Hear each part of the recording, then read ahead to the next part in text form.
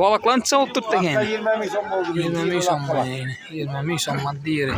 2 kilo gelet çıkar mı? 3 kilo, 2 yarım kilo, 1 yarım kilo. Günde yaptırdık o. Hastane tapıladık o.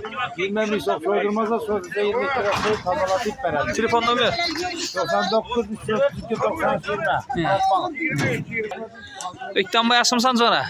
Selamun aleyküm. Selamun aleyküm. Baza yaxşımıza. Rahmat. Evvela bu musafir yurtta yürüyen ek ülkelerimiz, apasın gilerimize salam aytama.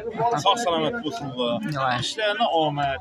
Dolup taşıp gelsin apadayım. Yavaş Ne yavaş. yaxşı niyeti varsa yaxşı niyetten yerişip degen vaxtında bize balık veremiz. Kanallarda görüp durup gelediler be şöyle. Kaydanlar görüp oturtmuşlar.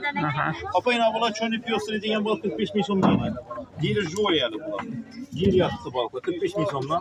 Soyup tutalım oturup veremiz. Ama ilan balıkımız 40 milyondan. Sazanlarımız var kette sazanlar. Bugünkü son içesi. Bugün son 4. dekabr günü. Bakası müəllim, ya ne de YouTube'da görüp durup, ya bir aylıkını görüp durup, ya bakası penaltım deyip gelmesin de.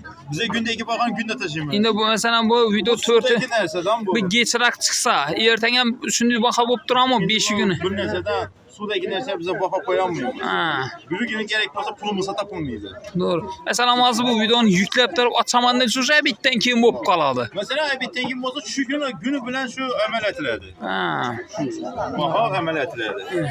toy poylara. Mayna o may bas mı? May başı var. May bas çeden. May başlam şunun içinde giyeyim. Direken var. Diri. Sarı saz Allah'ın. Dir var. Çeden bu. Vam 50 bin sonuna 50 yine. bin Sonra bence 2 kilodan ağır bula. Buna aparıp balları yedirerek köyüne okşuydu. Yıkır akıbatını okşuydu bu bal. Ha. Güngiller hem coştur olanı şu. Zündükli diye geldiler oğlum. Yine ziyar kalmayısı bu. Toy poylara. Aramızda toy payımız var.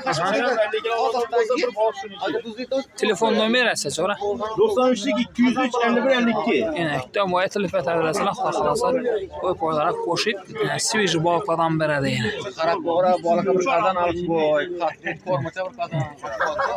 Ya bu çağırdı. Söyleyecek yok tuttu. Ha. La ilahe dami götürüyor. 25 yıl. Kan ekan konu.